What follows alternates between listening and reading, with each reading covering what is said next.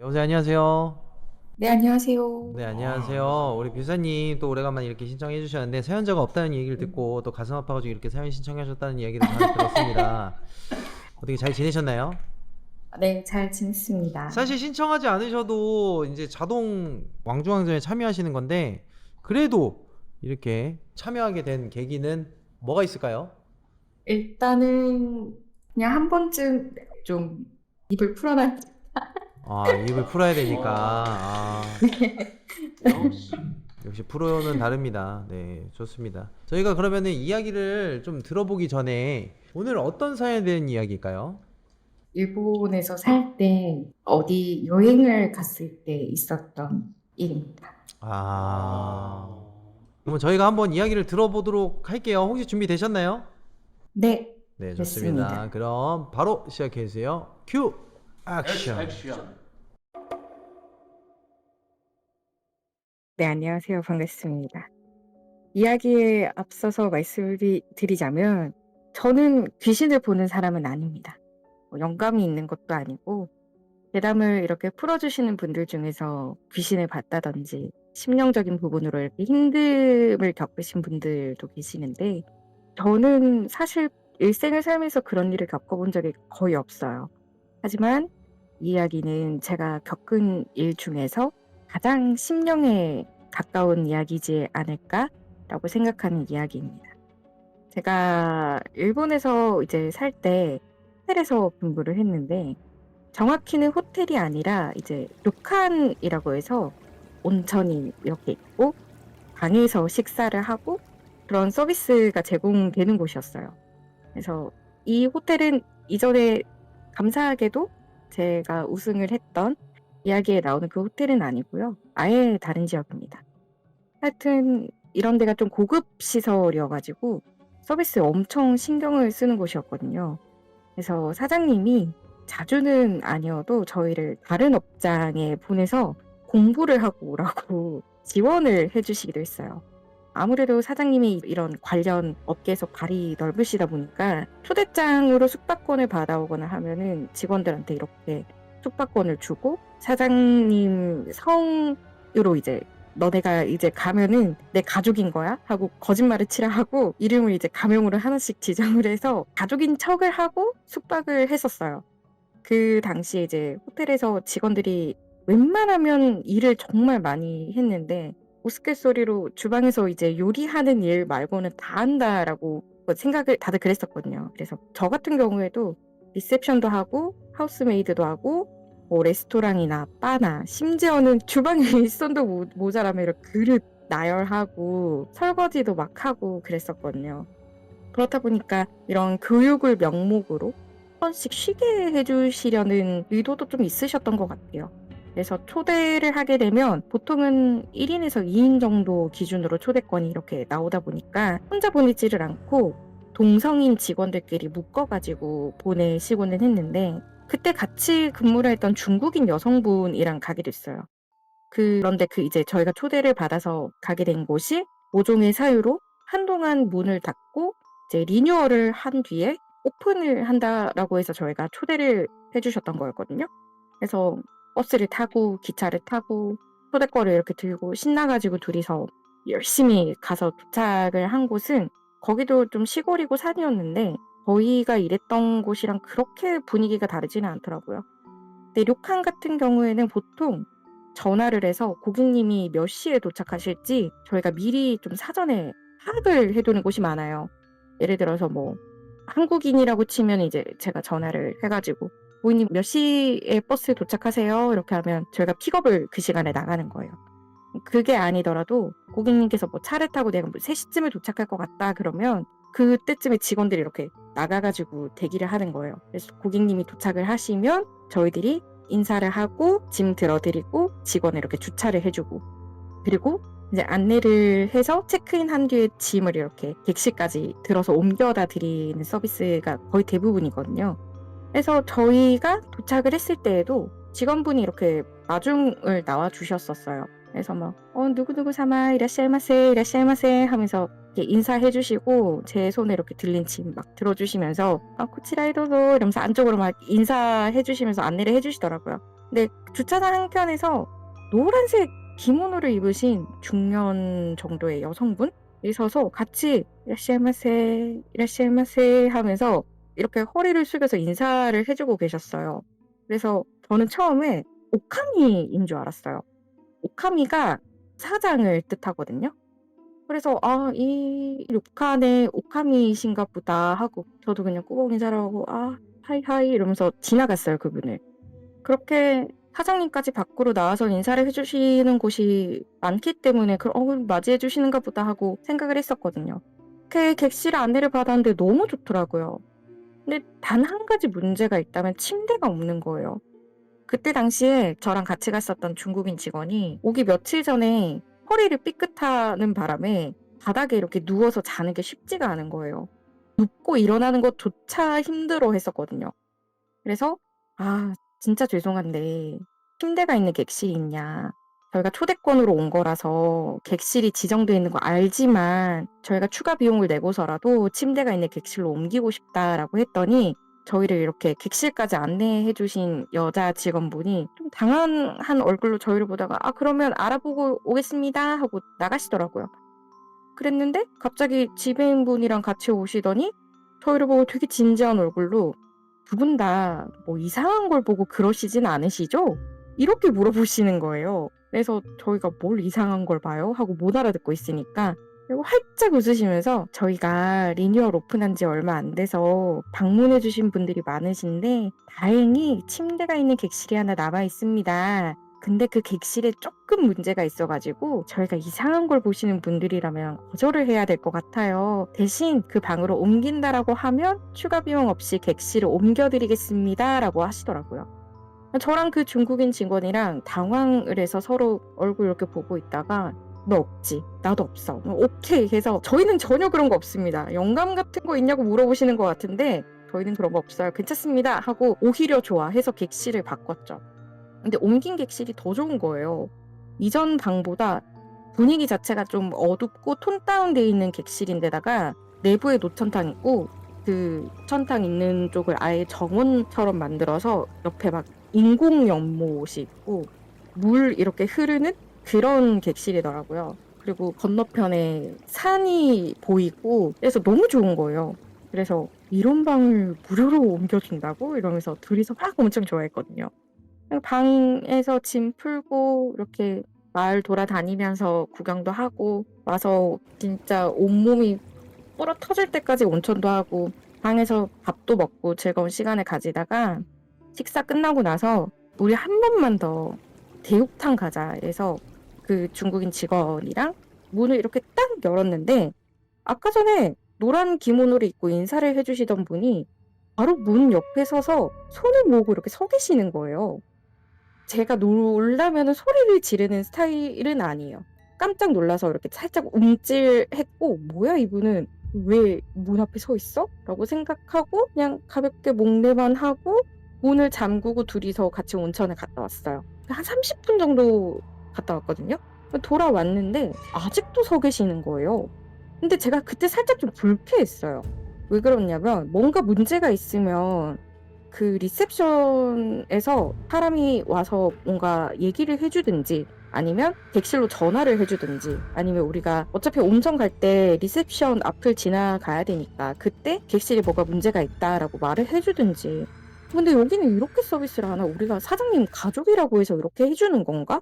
라고 생각을 하고 있었고 아까 체크인 할 때도 봤던 것 같은데 오카미가 아니신가? 라고 생각을 하고 왜 이렇게 서 계시지? 하고 옆에 직원이 있으니까 중국인 직원한테 왜 이렇게 서 계신 거야? 이렇게 물어봤는데 중국인 직원도 그러게 왜 저렇게 서 계시지? 하고 둘 다 그렇게 본 거예요.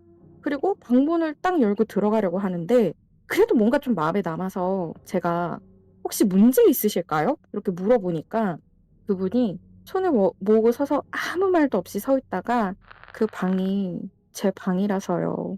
이러는 거예요. 그래서 저희가 에? 오늘 이 방 아무도 안 잔다고 해서 저희 바꿔주신다고 해서 지배인분이 바꿔주신 건데요? 라고 했어요. 너무 불쾌하더라고요. 저희는 분명히 공실이라고 해서 바꿔주신다고 했고, 혹시라도 객실에 이미 지정된 투숙객이 있다라고 하면 당연히 저희는 옮길 생각이 없었어요. 근데 뭐 이상한 걸 보냐라고까지 물어보면서 바꾼 방에 주인이 있다라고 하니까 저희가 너무 기분이 나쁜 거예요. 그래서 저희도 초대장을 받고 간 입장이라 그렇게 하면 안 되지만 그냥 문 딱 열고 죄송한데 저희는 허락을 받고 방을 옮긴 거라서 죄송하지만 방 못 바꿔드려요. 못 비워드려요 하고 그냥 쓱 들어가서 문을 잠궜어요. 그렇게 둘이서 이 이야기를 사장님한테 해야 되나 말아야 되나 이렇게 불쾌한 일을 겪었는데 여기서 그냥 끝을 내고 가도 되나 고민을 하다가 너무 스트레스를 받아서 둘이서 막 맥주 마시고 술 마시면서 그냥 여기 지배인한테 얘기하고 깔끔하게 딱 끝내고 가자 이러고 둘이서 술을 진탕 마시고 누워서 잤어요.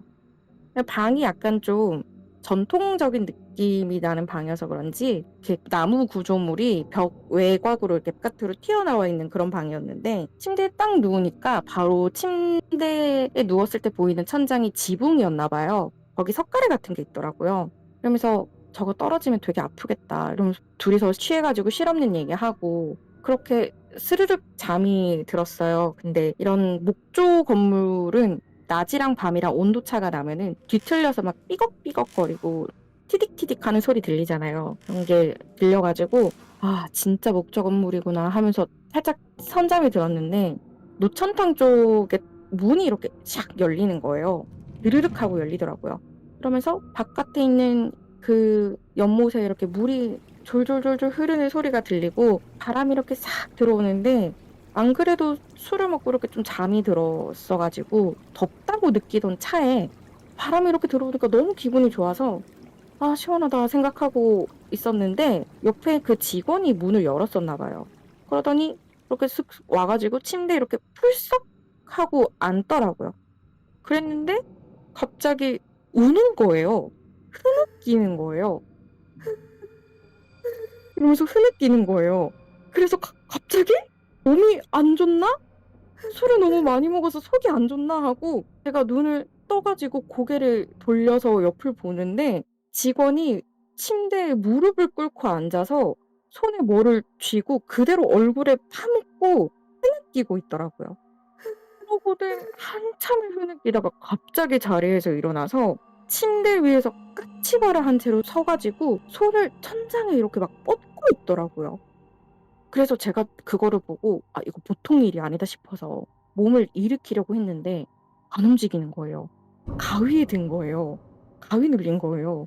그렇게 직원이 한참 손을 천장에 뻗고 한참 휘적휘적하다가 뭐를 이렇게 하늘 위로 탁 던지듯이 한쪽 팔을 접었다가 위로 쫙 뻗더라고요. 그러더니 천장에서 뭐가 스물스물 내려오는 거예요. 그걸 잡아서 막 주섬주섬 뭐를 하다가 다시 흐느끼다가 갑자기 풀썩 쓰러져서는 잠이 들더라고요. 코를 골았어요. 그래서 저도 다행이다 하고 기절하듯이 다시 잠이 들었어요. 그러고 잠이 좀 들었나 생각을 했는데 갑자기 옆에서 비명을 딱 지르는 거예요. 깜짝 놀라서 눈이 확 떠졌는데 아침이더라고요. 그래서 왜 무슨 일이야 하면서 자리에 일어나서 보니까 직원이 침대에 누운 상태로 천장을 보면서 비명을 막 지르고 있는 거예요. 그래서 무슨 일이지 하고 봤는데 직원의 머리 위에 있는 천장에 옷을 묶는 용도의 옵이라고 하죠. 허리끈이 묶여서 줄이 대롱대롱 매달려 있는 거예요. 그게 창문이 열려 있어서 바람이 이렇게 흔들흔들 거리고 있으니까 직원이 깜짝 놀라서 비명을 질렀던 거예요. 근데 이런 일이 일어나니까 너무 좀 무섭고 아침을 먹고 싶은 생각도 없고 여기서 일어난 이 모든 일들이 너무 기분이 나쁜 거예요. 그래서 빨리 체크아웃을 하고 우리 그냥 가자라고 결정을 하고 서둘러 내려가서 이렇게 체크아웃을 하려고 리셉션에 갔어요. 그리고 아침 인사를 해주시는 그 직원분한테 지배인을 불러달라고 여기에 문제가 있었는데 그걸 내가 좀 이야기를 하고 싶다라고 하고 지배인을 불러와서 그 모든 이야기를 했어요. 어젯밤에 그 기모노를 입고 계시던 분 이야기부터 시작해서 오늘 아침에 이런 일이 있었다. 라고 했는데 지배인이 갑자기 저희 앞에 무릎을 꿇고 도계자라고 하죠. 머리를 이렇게 바닥에 대면서까지 사과를 하시는 거예요. 그러면서 어디 가서 이 이야기를 하지 말아 달라고 싹싹 비시더라고요. 근데 저희가 어디 가서 얘기는 안 할 텐데 이 이야기는 저희 사장님이시죠? 이제 그때는 가족이라고 거짓말을 해 놨으니까 "나 그분한테 얘기할 거다."라고 얘기를 하고 그냥 갔어요. 그리고 돌아와서 사장님한테 솔직하게 좀 얘기를 해야 될 것 같다면서 그 사장님이랑 앉아 가지고 중국인 직원이랑 같이 있었던 얘기를 다 했는데 사장님이 해 주시는 얘기가 그 노란 색깔 기모노를 입고 계시는 분이 아마 거기 료칸의 오카미이실 거다 그랬는데 그 오카미가 예전부터 그 호텔 내부에 있는 객실 하나를 자기 오피스처럼 그리고 자기가 사는 방처럼 이용을 했었대요. 그리고 거기에서 자기가 살다시피 하니까 남편분이 그냥 계속 따로 지내셨던 거예요. 그랬는데 뭐 당연하다고 하면 우습지만 남편분이 불륜을 저지르신 거예요. 그래서 사이가 안 좋으셨대요. 그래서 어차피 따로 살고 있었으니까 그냥 우리 이대로 살자 상태였었는데 어느 날 아들이 나 결혼하고 싶은 여자가 생겼어 하면서 데리고 왔는데 그게 남편과 불륜을 저질렀던 여성분이셨던 거예요. 그래서 아들한테 지금까지 네 아빠랑 그 여자랑 불륜을 저질렀다. 그 여자랑 결혼하면 절대 안 된다라고 말렸는데 그 여자한테 완전 아들이 빠져서 집안 사업이고 뭐고 다 관두고 어머니랑 연을 끊어버리고 결혼해서 도망을 간 거예요. 그리고 남편분도 그 오카미한테 그 료칸 하나만 넘겨주고 이혼을 하셨대요. 그분께서 그 사실을 비관을 하셔서 목숨을 스스로 끊으셨는데 거기가 그 객실이고 그 호텔이 한창 리뉴얼을 한다고 문을 닫았었던 이유도 그분이 그 료칸에서 목숨을 끊으셨기 때문이라는 거예요. 그래서 아무리 그래도 그렇지 그런 사람이 죽은 곳을 객실로 꾸민 것도 이해를 할 수가 없고 심지어 내 가족이라고 해서 보냈는데 그런 사실을 숨기고 직원들을 투숙하게 하다니 용서할 수 없다라고 하면서 사장님이 그 료칸하고는 연락을 끊으셨어요. 그리고 저도 개인적으로도 투숙을 하고 있지는 않지만 현재도 정상적으로 운영되고 있는 료칸의 이야기입니다. 오늘의 이야기는 여기서 끝입니다.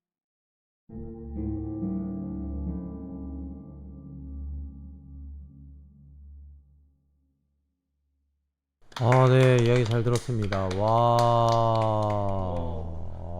역시 여운을 남기는 썰이네요. 오, 제가 사장님한테 들은 거는 아니고 그런 일이 있었으니까 그냥 좀 여러 가지로 찾아봤었는데 거기 앞에 이렇게 연못이 있었다 그랬잖아요. 거기가 예전에 리뉴얼을 하기 전에는 아시는지는 모르겠지만 돌로 이렇게 정원 만드는 일본 스타일 아세요? 전통 돌로만 이렇게 정원을 만드는 그런 게 있는 곳이었대요. 근데 투숙객인지 아니면 직원인지까지는 제가 잘 모르겠는데 그 정원이 이렇게 큰 돌을 몇 개를 이렇게 메인으로 두고 그 주변을 자갈 같은 걸로 깔아서 이렇게 문양을 만들어서 물을 표현을 하는 그런 정원 형식인데 아주 예전에 호텔 위층에서 누가 투신을 해가지고 그 정원에 떨어졌는데 그 큰 돌에 머리를 부딪혀서 돌아가신 분이 있었다라는 이야기가 있기는 하더라고요. 그래서 뭐 뭔가 있나? 라는 생각도 들었었고 저랑 그 중국인 친구가 본 거는 그 오카미이지 않았을까 하는 생각을 하고 있어요. 그럼 여기도 약간 좀 터에 대한 문제가 좀 있나 보다. 기운이 와. 있는 거지. 그것도 그거겠지만은 이제 역시 한 번 사건이 일어난 곳은 또 일어난다고 여러 가지 의미가 있지 않을까요? 그 오비에 관련된 내용이 있어서 좀 말씀을 드리자면 오비가 끈이 1인에 하나씩밖에 안 주어져요.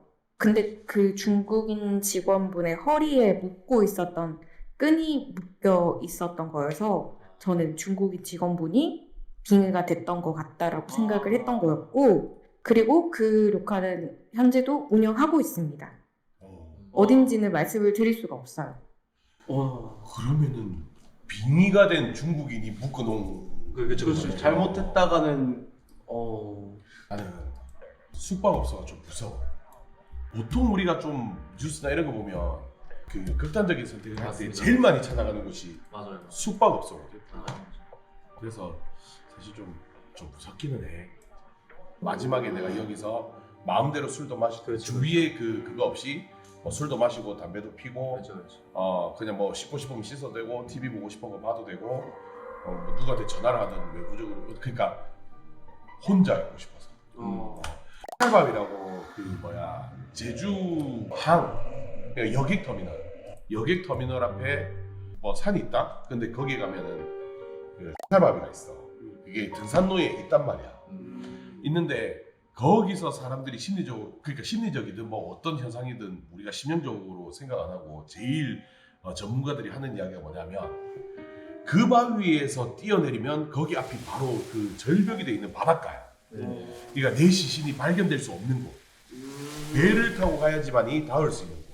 그래서 거기서 뛰어내리는 그런 극단적인 선택을 많이 한다라고 이제 뭐 심리적인 소위 전문가들이 이야기를 많이 하더라고. 그래서 아마 그런 심리랑 그 숙박업소랑 관련이 있지 않을까? 뭐 이제 비슷한 그런 거 아닐까? 나 혼자서 그런 선택을 할 때까지 되게 막 마음도 많이 무너졌을 거고, 누구한테 풀어놓지도 못했을 거고, 막 그랬을 거든. 그래서 마지막 순간만큼은 뭐 혼자서. 뭐 저 생각을 정리하기 위해서 내려가는 경우가 있죠. 저도 가끔씩 그냥 좀 혼자 있고 싶고, 네, 혼자 있고 싶고 혼자 내려갔는데 존나 심심해서 다시 올라오고. 생각과 현실은 다르다는 거. 맞아요. 네. 진짜 맞습니다. 근데 저는 일본에서 살았고 다양한 이야기를 많이 들었잖아요. 그러면 스스로 목숨을 끊는 거에 대해서 한국과 일본의 관점 차이가 조금 있는 것 같아요. 예를 들자면 지금 두 분이서 말씀해 주신 게 한국인의 관점으로 보면은 스스로 목숨을 끊는다는 행위 자체가 누군가에게 들키지 않고 그냥 나 조용히 사라지고 싶어의 관점이 조금 더 있다면 일본은 약간 나 좀 알아봐줘의 관점에 저도 그 생각을 했어요. 더 있는 것 맞아요. 같아요. 일본은 좀 그러니까 내가 죽음으로 인해서 나에게 있었던 일들을 알아줘가 조금 더 있는 느낌이긴 해요. 왜냐하면 일본 호텔 가보시면 알겠지만 창문이 다 열리지 않게 돼 있어요. 너무 많이 뛰어내리니까 창문이 다 열리면 자꾸 뛰어내리니까 그걸 방지하기 위해서 쇠창살을 달거나 아니면 반밖에 안 열리게 되어 있고, 그리고 그런 곳에서 내가 죽으면 결국에는 누군가가 나를 발견을 해주잖아요. 네, 그런 거에 대한 관점의 차이가 있는 것 같아요. 물론 자살의 명소가 일본에도 있기는 합니다. 있기는 한데 결국에는 그런 것도 약간 발견이 되기 좋은 곳이고, 그렇기 때문에 그런 면에서의 차이가 있는 것 같아요. 좀 약간 이런 것 같다. 한국은 뭔가 내 마음이 좀 고립되어 있고 외로운 그런 마음의 그런 선택을 한다면은 일본은 약간 좀 복수, 나를 보여주자. 나 장소에 대해서 우리나라는 좀 숙박업소나 이런 데가 그런 일이 많잖아. 근데 보통 일본 매스컴에서 보면 일본 같은 경우에는 막 전철, 지하철 사람들이 많이 다니는 곳, 돌발적으로 하는 행동에 대한 극단적인 선택 꽤 많더라고. 그런 거 생각해 보면은 좀 이해가 되긴 한다. 진짜. 그 숲에 들어가서 하시는 분들 왜 그러냐고 물어보는데 아마 주카이나 이런 거 때문에 그러시는 것 같은데, 결국에 주카이나 이런 데도 굉장히 현재는 많이 오픈이 되어 있는 곳이고 들어가려고 치면 못 들어가는 곳은 전혀 아니에요. 그리고 소속감이 필요해서 그런 걸 수도 있을 것 같아요. 내가 죽고 나서도 여기서도 또 죽을 사람은 있을 거니까 그 사람들이랑 함께 하겠다라는 관점? 결국에는 많이 외로워서 죽기를 선택한 거니까. 네. 일본이 생각보다 개인주의가 정말 강합니다.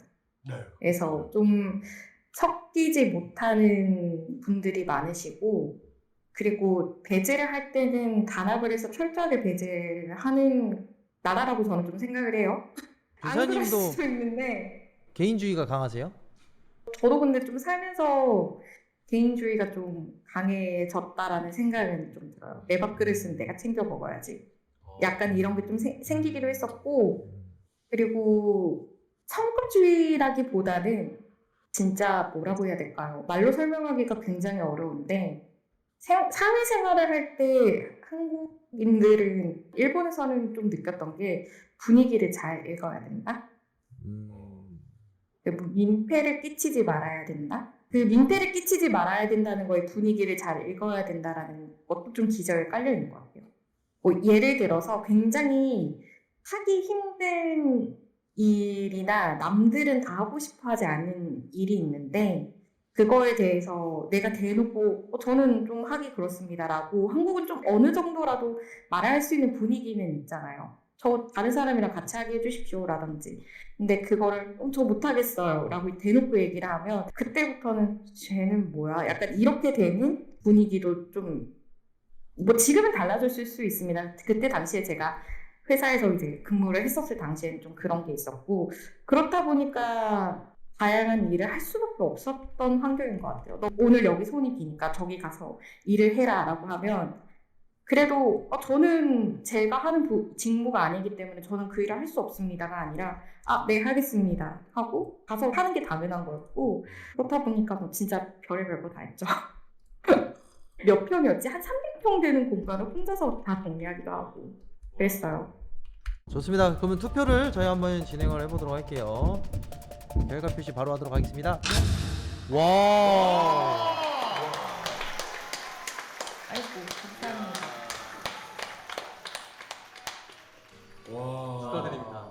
역시 괴담사는 다르네요. 네. 근데 되게 듣기 좋은 감사합니다. 음성이시고. 근데 이분 목소리가 그냥 그런 거 있어. 그냥 전화를 해. 이분한테 전화한 다음에 나 자기 계속 옆에서 얘기해줘. 이러고 싶은 목소리긴 해. 무서운 얘기하는 거를 떠나서 그냥 계속 이제 옆에서 주절주절 거렸으면 좋겠다는 그런 보이스를 가지고 계신 것 같긴 해요. 투표단을 계속 재우는 거 보면은 괜찮은 것 같아요. 네. 자, 진짜 잠 오는 방송이 최고야. 알겠습니다. 정말 감사하게도 모음집 올려주셨잖아요. 네. 그거를 보다가 저도 잔 거예요. 본인이 잠들었다. 아무튼 우리 뷰세님께서 또 이렇게 9표를 얻어 주셔서 다음 주에 뵙도록 하겠습니다. 역시 감사합니다. 감사합니다. 다음 주에 뵐게요. 네. 자, 사연 신청은 방송국 홈 게시글에 링크를 통해 팬카페, 구글 폼, 디스코드로 사연을 신청해 주신다면 언제든지 참가하실 수 있습니다.